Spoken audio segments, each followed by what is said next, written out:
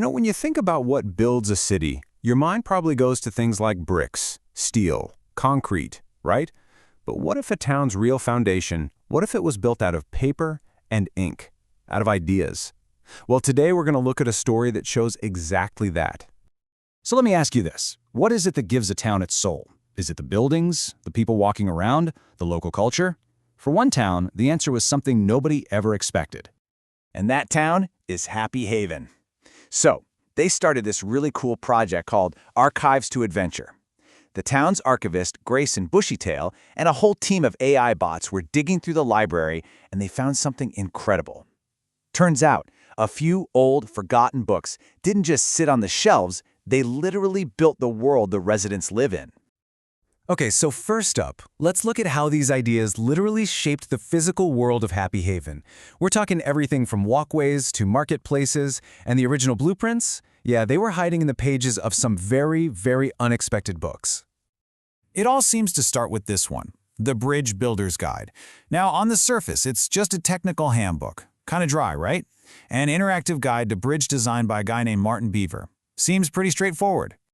But the impact was anything but straightforward. The ideas in this one little guide became the direct inspiration for Happy Haven's absolutely iconic suspended walkways. The ones that connect all the famous treehouse districts? A simple handbook, and it literally reshaped the town's skyline. All right, now for a total change of pace, let's look at puddle perspectives. This was not some dense engineering manual. Nope, it was a children's story. A simple little book about finding the beauty in a rainy day. And you know what? This little kid's book completely changed how the town thought about the weather. It actually inspired the famous Rain Gardens project. Now, public spaces there aren't just built to get rid of rain. They're designed to celebrate it. Okay, from engineering and children's stories to economic theory. Richard Eagle's book, Sky High Economics, pitched this really radical new way of thinking about space. The big idea was, instead of just spreading out, why not build up in new and creative ways?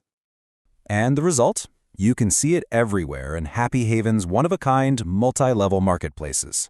So this wasn't just some dusty theory that stayed on a shelf. It jumped off the page and completely transformed the town's commercial life into these bustling vertical hubs. And the last one in this section is a book that seems super specific, the Borough Bulletin. It's literally just a guide on how to keep your underground home organized. And you're probably thinking, okay, how could a book that niche have any kind of wider impact? Well, here's the twist. The exact same principles of efficient, underground organization that Emma Rabbit wrote about for homes, they became the blueprint for the town's entire waste management and recycling system. Think about that, from tidying up your borough to citywide infrastructure. It's just incredible. So we've seen how these books built the physical town, but they did so much more than that. They shaped the very heart of the community, how the animals of Happy Haven learn, how they work together, and even how they govern themselves. Let's start with the nocturnal curriculum. The author, Dr. Xavier Owl, he saw a real problem. Education was pretty much only available during the day. That left out a whole chunk of the population. So his book offered a pretty revolutionary solution. And that solution was put into action. The book led directly to the town creating 24-hour learning centers. And just like that, education became truly accessible to everyone, no matter what their schedule was. It was a massive leap forward for inclusivity in the town. Next up, a business book called The Honey Circle. Now, Diana B. wasn't just writing about making a profit. She was writing about creating a healthier, more collaborative economy based on a really cool idea she called the pollination principle.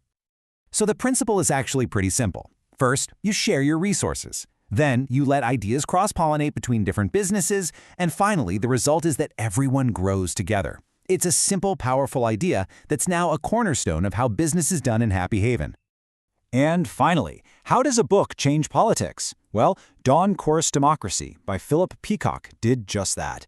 It laid out a whole new philosophy for how a community should make decisions, basically arguing that every single voice, no matter how quiet, needs to be heard.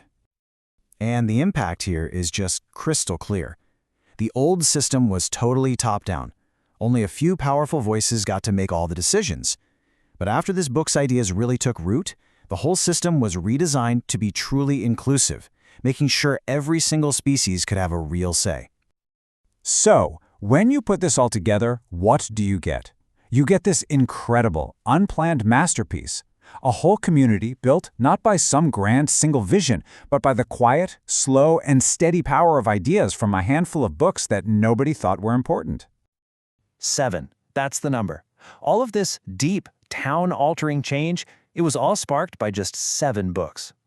And that's really the big takeaway here. None of these authors set out to build a new world. They were just writing a kid's story, or a guide to getting organized, or a business theory.